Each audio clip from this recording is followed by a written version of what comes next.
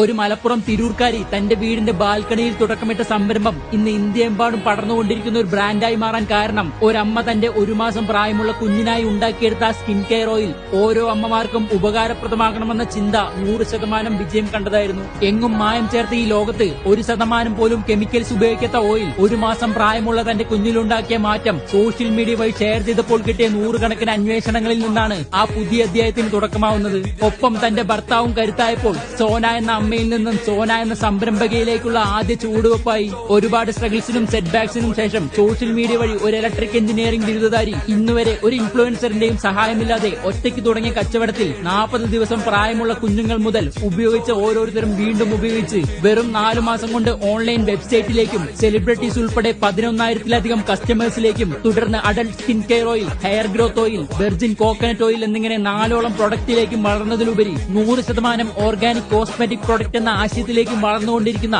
സ്നാ Organics ഒരുപാട് അമ്മമാരെയും സ്ത്രീകളെയും സഹായിച്ചതിലുപരി അവരെ സ്വപ്നം കാണാനും പഠിപ്പിച്ച് മുന്നേറുന്നു.